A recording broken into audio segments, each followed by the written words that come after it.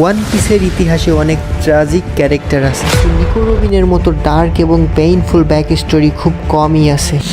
রবিনের শৈশব থেকেই তাকে অবহেলা করা হতো। রবিনের হানাহানা নোমি ডেভিল ফ্রুটের অ্যাবিলিটির কারণে সবাই রবিনকে অপছন্দ করত।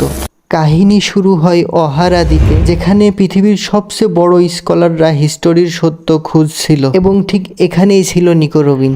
ছোট্ট বয়স থেকে সবার থেকে আলাদা ছিল। রবিন ছোটবেলা থেকেই পৃথিবীর ইতিহাস জানতে চাইতো। তার একমাত্র শান্তির জায়গা ছিল অহারার লাইব্রেরি, যেখানে প্রফেসর ক্লোভার এবং অন্য স্কলাররা তাকে ভালো জানতো। কিন্তু মায়ের অভাব সব সময় তাকে কষ্ট দিত।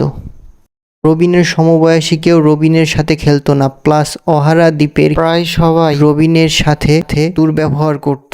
রবিন একদিন মন খারাপ করে পাম গাছের নিচে একা বসেছিল। ঠিক সেই সময় হঠাৎ দেখে এক বিশাল জায়ান্ট। প্রথমে ভয় পাইলেও পরে যে ওই জায়ান্ট অর্থাৎ জাগুয়ার ডি সাউল এর হাসি এবং সহজ ব্যবহার রবিনকে আস্থায় আনে। সাউলের সেই বিখ্যাত হাসি দেরে সিসি রবিনকে প্রথমবারের মতো সত্যিকারের আনন্দ দেয়।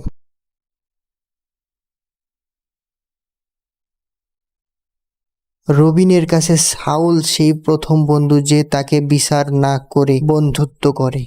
সাউল বুঝতে পারে যে মারিনরা অহারাকে ধ্বংস করতে আসছে, তাই রবিনকে সাবধান করে, কিন্তু রবিন কিছুই বোঝে না। এদিকে রবিনের মা অলিভিয়া যখন অহারায় ফিরে আসে, তখন রবিন প্রথমে বুঝতে পারে না যে অলিভিয়া রবিনের আসল মা। কিন্তু মারিনরা যখন রবিনকে মারতে যায় এবং অলিভিয়া রবিনের জীবন বাঁচানোর জন্য নিজের প্রাণ দিতে প্রস্তুত হয়ে যায়, তখন রবিন বুঝতে পারে এটাই ওর আসল মা। কিন্তু যখন ওয়ার্ল্ড গভর্নমেন্ট জানতে পারে অহারা দ্বীপে অনেকের কাছে পনেগ্লিফ পড়ার ক্ষমতা রয়েছে, যার কারণে দেরি না করে কয়েক সেকেন্ডের ভিতরে বুস্টার কল দিয়ে পুরো দ্বীপ ধ্বংস করে দেয়। ওয়ান পিসের দুনিয়াতে মেরিনদের সবচেয়ে ভয়ঙ্কর সামরিক অভিযানগুলোর মধ্যে অন্যতম হচ্ছে বুস্টার কল। এটি একটি ধ্বংসাত্মক অপারেশন, যা কোনো দ্বীপ বা এলাকাকে পুরোপুরি ধ্বংস করে মানে একদম ম্যাপ থেকে নিশ্চিহ্ন করে দেওয়ার জন্য ব্যবহার করা হয়। তাহলে বুঝতেই পারছো বুস্টার কল কেমন ভয়ঙ্কর এবং বিধ্বংসী ব্যাপার।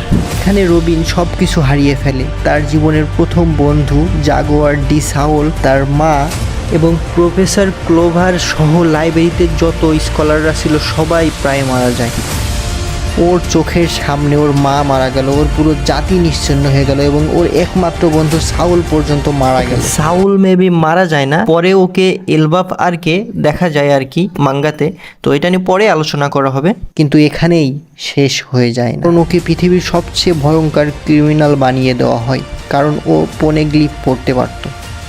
এখানে রবিনকে আমাদের হচ্ছে কুজান হেল্প করছিল, সলকে হচ্ছে ফ্রিজ করে দিছিল, দেওয়ার পরে রবিনকে হচ্ছে হেল্প করছিল ওইখান থেকে বের হইতে, কিন্তু ওকে বলছিল যে তুমি এখান থেকে বের হওয়ার পর আর তোমাকে অনেক স্ট্রাগল করতে হবে।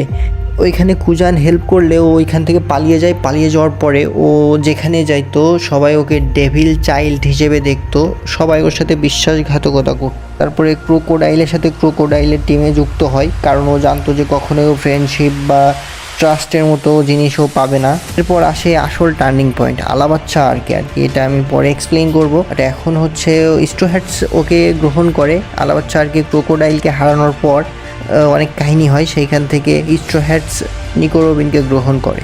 স্ট্র হ্যাটসের টিমের ভালোর জন্যই আর কি ও হচ্ছে CP9 সাথে চলে যায়, কিন্তু পরে লুফি রবিনকে বাঁচানোর জন্য পুরো অ্যানেস লবি ধ্বংস করে দেয়। তখন হচ্ছে নিকো রবিন বলে আমি বাঁচতে চাই, তখন লুফি ওকে বাঁচায় এবং ওদের টিমে অফিসিয়ালভাবে জয়েন হয়ে যায়।